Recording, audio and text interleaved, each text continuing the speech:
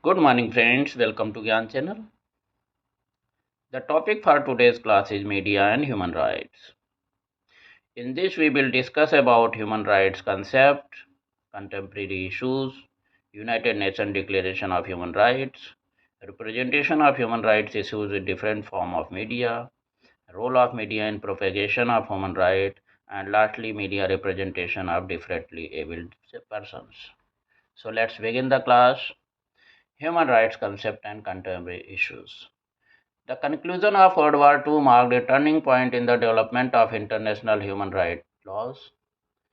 The conduct of Nazi Germany and administrations in other countries collaborating with the German war effort regarding their Jewish nationals as well as gypsies and homosexuals, culminating in policies of extermination, was considered a violation of any power that could be legitimately claimed by a sovereign authority. Such acts constituted punishable crimes against humanity. The Nuremberg trials marked a significant departure from the theory that states have absolute sovereign authority over their own nationals. The experience of World War II was the determining factor in the evolution of human rights laws in the post-war era. The UN adopted the Universal Declaration of Human Rights in 1947. The document was entitled a declaration to confirm that it is not attempting to create a new law, but to declare the international law in human rights that existed before and that had been violated during World War II. Being a declaration, it was not legally binding. Therefore, to have legal force to the declaration, a series of international conventions were adopted that was formed the modern international basis of human rights laws. These legal instruments have provided a set of human rights principles. So let's discuss what is human rights. Human rights are the basic rights and freedoms that belong to every person in the world from birth until death. They apply regardless of where you are from, what you believe, or how you choose to live your life. They can never be taken away, although they can sometimes be restricted. For example, if a person breaks the law or in the interest of national security. These basic rights are based on shared values like dignity, fairness, equality, respect, and independence. These values are defined and protected by law. How do human rights help you? Human rights are relevant to all of us, not just those who face repression or mistreatment. They protect you in many areas of your day to day life, including your right to have and express your own opinions, your right to an education, your right to a private and family life, your right not to be mistreated or wrongly punished by the state. What are the contemporary issues? Firstly, the women's rights. To eliminate violations of women's human rights, such violations occur in the public and private sphere because a victim is a woman. To apply all human rights taking into account the particular needs of women, in other words, to broaden the scope of existing human rights. So, to create new rights for women, an example of such rights is a woman's right to health. Minority rights. After the First World War, the rights of minorities were dealt with in bilateral agreements. Ethnic hostilities which emerged in the post Cold War era have contributed a new importance to the question of minority rights. However, this time minority rights were placed within the context of human rights. Human rights in the private sphere. According to the classical liberal doctrine, the human rights system intends primarily to protect the individual against the state. From this point of view, they constitute limitations on the power of the to create obligations only for the state. Terrorist groups, racists, and ethnic nationalists have become main perpetrators of human rights violations. This has brought the idea of erga omnes of human rights, that is, human rights for all, to the forefront. Indeed, if human rights are recognized in relation to the state, they must also be recognized in relation to other persons or groups that violate them. If these rights are essentially inherent in human dignity, must they not be recognized and respected not only by states but by all? Universal Declaration of Human Rights by the United Nations. The Universal Declaration of Human Rights is a milestone document in the history of human rights. Drafted by representatives with different legal and cultural backgrounds from all regions of the world, the declaration was proclaimed by the United Nations General Assembly in Paris on 10 December 1948. It was the General Assembly Resolution 217 Alpha as a common standard of achievements for all people at all nations. It sets out for the first time fundamental human rights to be universally protected, and it has been translated into over 500 languages. The Universal Declaration of Human Rights is widely recognized as having inspired and paved the way for the adoption of more than 70 human rights treaties applied today on the permanent basis at global and regional levels. Let's discuss about the various articles of this UNHR. Article 1. All human beings are born and equal in dignity and rights. They are endowed with reason and conscience and should act towards one another in a spirit of brotherhood. Article 2 says everyone is entitled to all the rights and freedoms set forth in this declaration without distinction of any kind, such as race, color, sex, language, religion, political or other opinion, national or social origin, property, birth, or other status. Furthermore, no distinction shall be made on the basis of the political, jurisdictional, or international status of the country or territory to which a person belongs, whether it be independent, trust, non self governing, or under any other limitation of sovereignty. Article 3 says everyone has the right to life, liberty, and security of person. Article 4 says no one shall be held in slavery or servitude. Slavery and the slave trade shall be prohibited in all their forms. Article 5 says no one shall be subjected to torture or to cruel, inhuman, or degrading treatment or punishment. Article 6 says everyone has the right to recognition everywhere as a person before the law. Article 7 says all are equal before the law and are entitled without any discrimination to equal protection of the law. All are entitled to equal protection against any discrimination, violation of their discrimination, and against any incitement to such discrimination. Article 8 says everyone has the right to an effective remedy by the competent national tribunals for acts violating the fundamental rights granted him by the Constitution or by law. Article 9 says no one shall be subjected to arbitrary arrest, detention, or exile. Article 10 says everyone is entitled to full equality to a fair and public hearing by an independent and impartial tribunal in the determination of his rights and any criminal charge against him. Article 11 said everyone charged with the penal offense has the right to be presumed innocent until proved guilty according to law in a public trial at which he has had all the guarantees necessary for his defense. No one shall be held guilty of any penal offense on account of any act or omission which did not constitute a penal offense under national or international law at the time when it was committed. Nor shall a heavier penalty be imposed than the one that was applicable at the time the penal offense was committed. Article 12 says no one shall be subjected to arbitrary interference with his privacy, family, home, or correspondence, nor to attacks upon his honor and reputation. Everyone has the right, the protection of the law against such interference or attacks. Article 13 says everyone has the right to freedom of movement and residence within the borders of each state.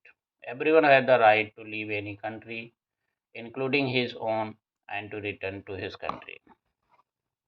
Article 14 says everyone has the right to seek and to enjoy in their country asylum from persecution.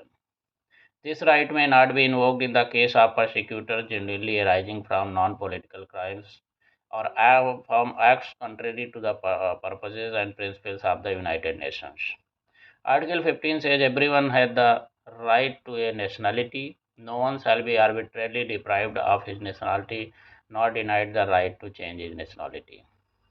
Article 16 says men and women are full age without any limitation due to race, nationality, or religion have the right to marry and found a family. They are entitled to equal rights as to marriage, during marriage, and at its dissolution. Marriage shall be entered into only with the free and full consent of all. Family is the natural and fundamental group unit of society and entitled to protection by society and the state. Article 17 says everyone has the right to own property alone as well as in association with others. No one shall be arbitrarily deprived of his property. Article 18 says everyone has the right to freedom of thought, conscience, and religion. This right includes freedom to change his religion or belief and freedom either alone or in community with others and in public or private. To manifest his religion or belief in teaching, practice, worship, and observance. Article 19 says everyone has the right to freedom of opinion and expression.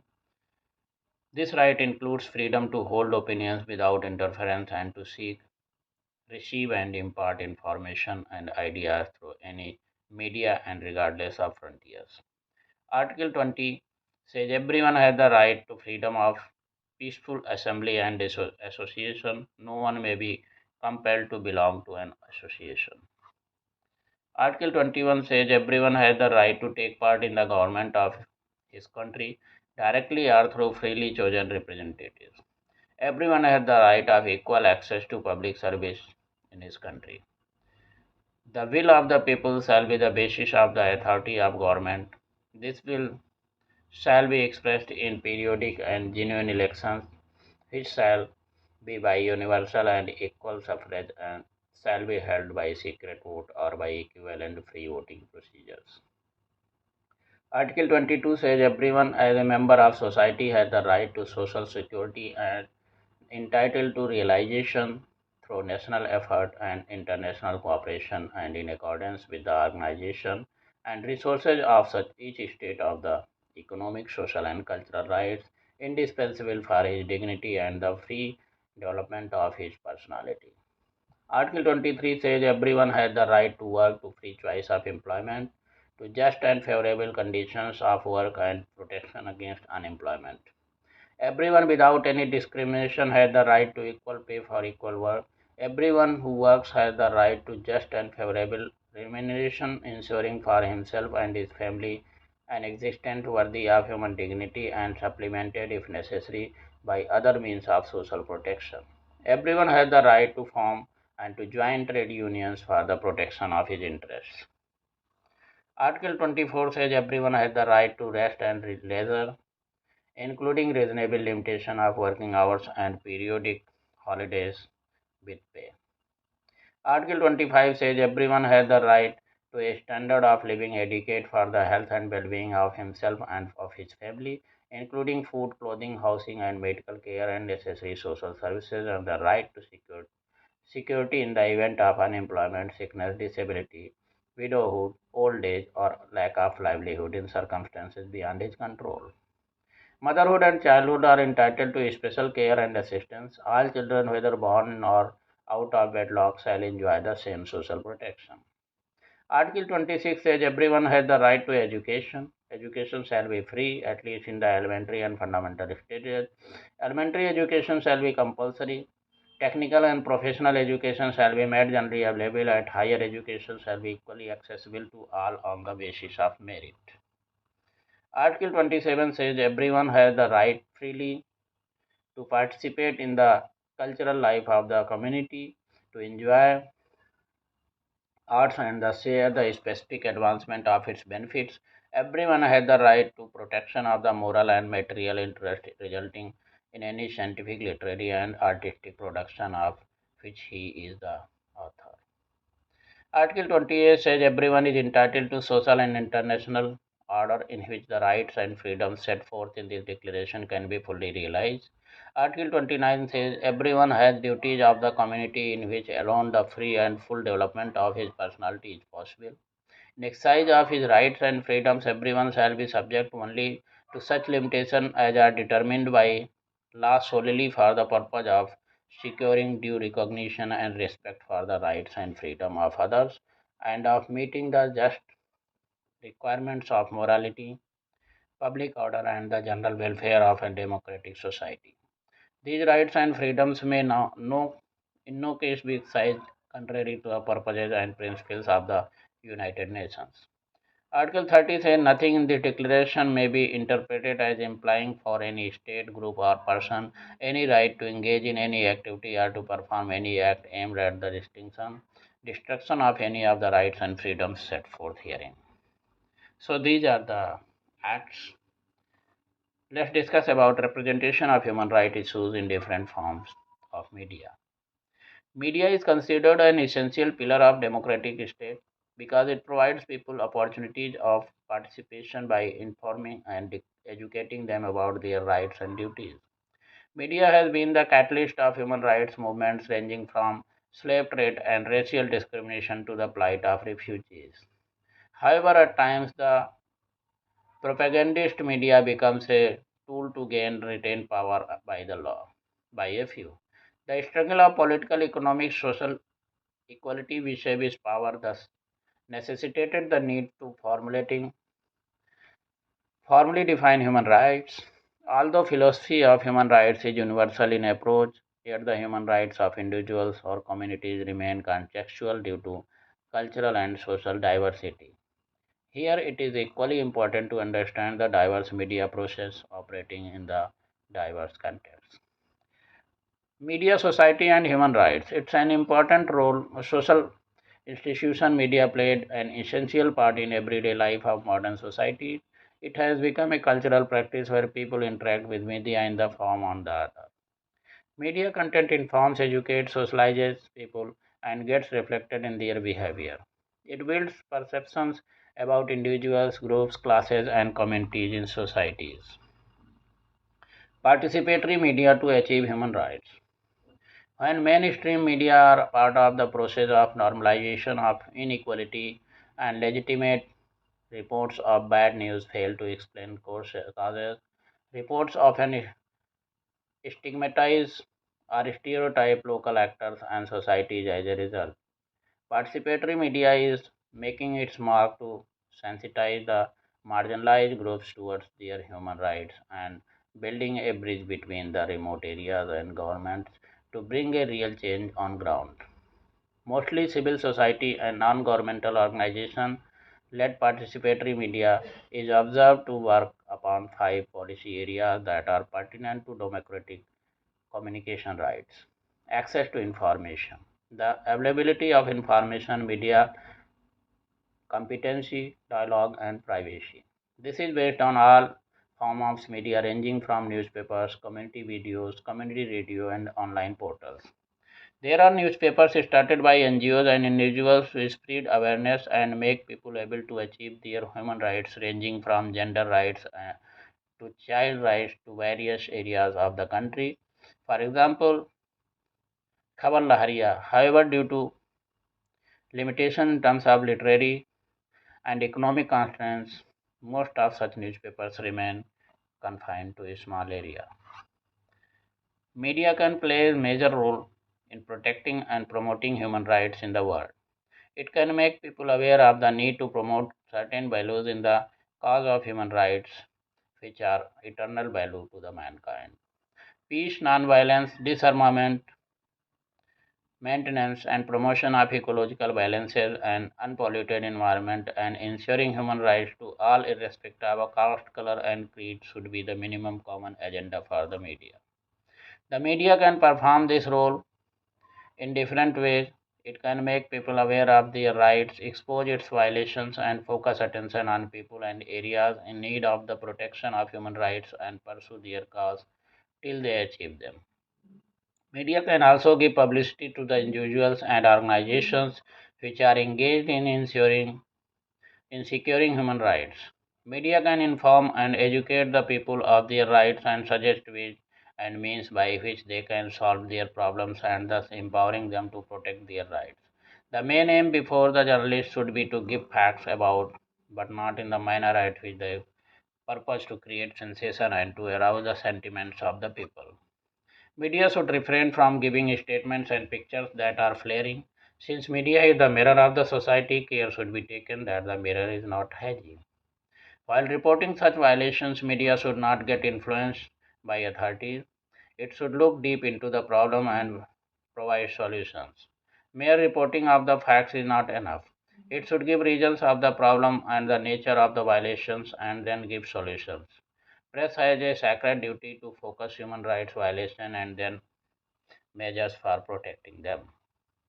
Role of media in propagation of human rights. First, we discuss about role of press and media. Campaigning is always the first step to a noble cause and aims at building awareness among the masses. In a great country like ours, the largest democracy of the world, campaign is the authentic way to social change.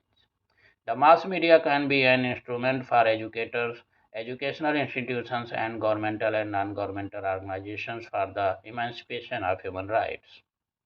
Can the media influence human rights agenda? If it can be argued that the media can set the public agenda by reporting one news story in place of another, then the media can take up the human rights agenda by publishing or broadcasting human rights programs. Media can disseminate human rights information, mobilize human rights NGOs, strengthen popular participation in civil society, promote tolerance, and shine a light on government activity. Media and human rights NGOs are helpful to each other in the fight against human rights violations. These NGOs serve as monitors and sources of information for human rights stories. Agenda setting theory sees the media as instrument used to influence public opinion by setting the agenda in public discourse. The theory states that when issues are covered by the media as often as possible, the public would take them to be important. Factors mitigating against human rights coverage by the media. The inclusion of human rights issues as news stories is said to be better than how it used to be. Research indicates that human rights as a concept often fails to be used as a subject in the heading of media stories, though some specific terms often used point to human rights indirectly. The inability of journalists to comprehend what human rights are as well as the contents of human rights instruments has resulted in them seeing human rights from the perspective of war. Lack of knowledge of these human rights instruments instills in them fear of being labeled as politically biased should they incorporate human rights issues in their news stories. Unknowing to such journalists aware of human rights issues, they do it reality contact with such issues every day. Media representations of differently abled persons. Currently, there are approximately 1 billion persons with disabilities in the world, 15% of the global population. In both developed and developing countries, evidence suggests that persons with disabilities are disproportionately represented among the world's poor and tend to be poorer than their counterparts without disabilities. Economic and social exclusion is a part of daily lives of persons with disabilities and is a breach of human rights and a major development challenge. The rich diversity of our society, inclusive of all its members, including persons with disabilities, can help strengthen fundamental human rights and contribute to development for all. United Nations is committed to the full and equal enjoyment of all human rights by all persons, including persons with disabilities. It has a long history of promoting these rights in all areas and on equal basis with others in order to achieve a society for all. The work of the United Nations for Persons with Disabilities is now supported by a legally binding document, Convention of the Rights of Persons with Disabilities, that prepares the way to further empower persons with disabilities to better their lives and promote their inclusion in society as an equal basis with others. The role of media. Images and stories in the media can deeply influence public opinion and establish societal norms. Persons with disabilities are seldom covered in the media and they are featured, they are often negatively stereotyped and not proportionally appropriately represented.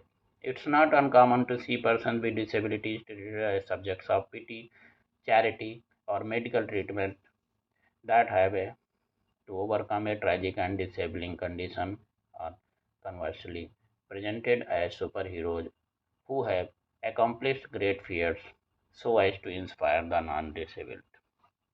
The media can be a vital instrument in raising awareness, countering stigma, and misinformation. It can be powerful force to change societal misconceptions and present persons with disabilities as individuals that are part of human diversity. By increasing the awareness and understanding of disability issues and the diversity of persons with disabilities and their situations, media can actively contribute to effective and successful integration of persons with disabilities in all aspects of societal life. Indeed, the Convention on the Rights of Persons with Disabilities requires states to raise awareness and combat stereotypes related to persons with disabilities, including by encouraging all media to portray persons with disabilities in a manner consistent with respect for human rights. Changing perceptions. Attention should be drawn to the image of disability in the media with a view to an accurate and balanced portrayal of disability as a part of everyday life.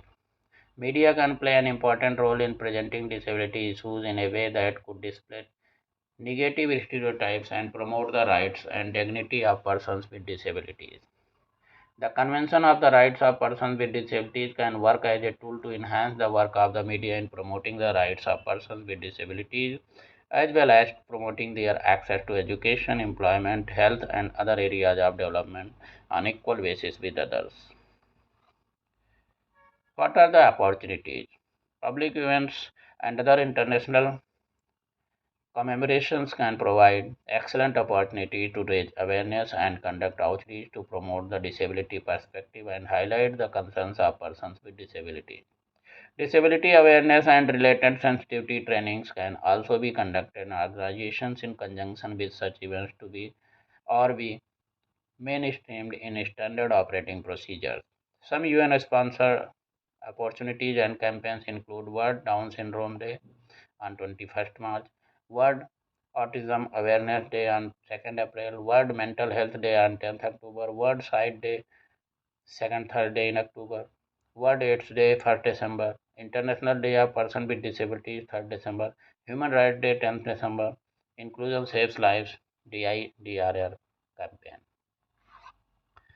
The spokespersons. Public figures, senior government officials, and high profile celebrities can work to change societal perception about disability and raise awareness about the concerns of persons with disabilities.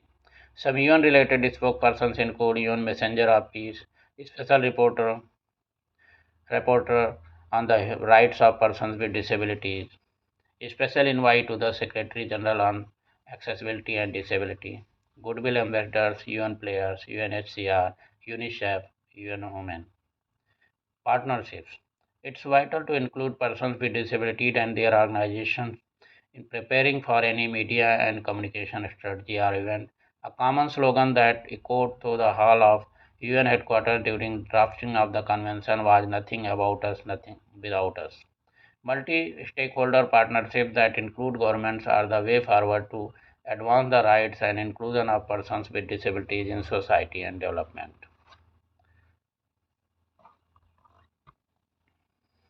With this, we come to end of today's class. Thank you. Have a nice